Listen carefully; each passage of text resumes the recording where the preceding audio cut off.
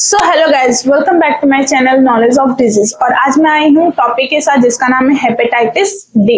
मैं अपने चैनल पे पहले ही हेपेटाइटिस से हेपेटाइटिस बी और हेपेटाइटिस सी के बारे में डाल चुकी हूँ और अब मैं बात करती हूँ हेपेटाइटिस डी के बारे में। तो चलिए बिना वक्त गवाए स्टार्ट करते हैं कि हेपेटाइटिस डी होता क्या है।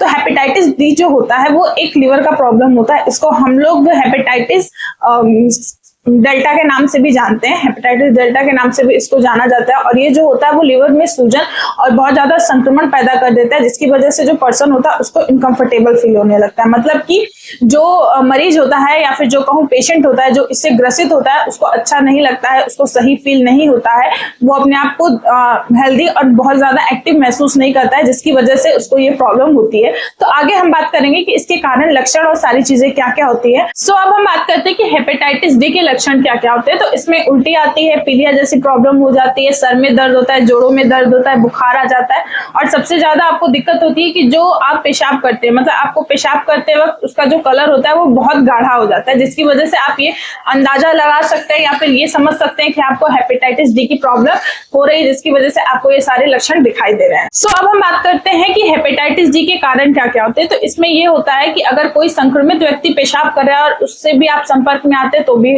हो सकता है, योनि से निकलने वाले तरल पदार्थ से भी हो सकता है, स्पर्म से भी हो सकता है, रक्त से भी हो सकता है, रक्त मतलब ब्लड से भी हो सकता है। और अगर मान लीजिए कि कोई माँ है जिसको हेपेटाइटिस डी का प्रॉब्लम है और बच्चे को पैदा करे या फिर डिलीवर कर रही है तो उस बच्चे को भी हेपेटाइटिस डी की प्रॉब्लम हो सकती है। तो ये सारे कारण थे हेपेटाइटिस डी के। अब हम बात करते हैं कि हेपेटाइटिस डी के जोखिम कारक क्या होते हैं या फिर कॉम्प्लिकेशंस क्या होते हैं। तो इसमें कॉम्प्लिकेशंस ये आता है कि अगर आप हेपेटाइटिस बी के अगर पहले से ही आप पेशेंट है तो ये आपको हेपेटाइटिस डी भी हो सकता है। फिर आता है आपका कि आप किसी के साथ फिजिकल होते हैं या फिर आप किसी दूसरे व्यक्ति के साथ संबंध बनाते हैं तो भी आपको हेपेटाइटिस डी हो सकता है। फिर आता है कि अगर बार बार आपको खून चढ़ाने की जरूरत पड़ती है, मतलब बार बार आपको खून की कमी होती है तो आपको ब्लड चढ़ता है तो भी आपको हेपेटाइटिस डी हो सकता है। और फिर आता है आपका कि मान लीजिए कि कभी कोई चीज होती है जैसे इंजेक्शन आपने किसी के साथ शेयर किया तो भी ये चीज हो सकता है। और फिर आता है अगर मान लीजिए आपको बार बार खून चढ़ाने की जरूरत पड़ती है या फिर बार बार आपको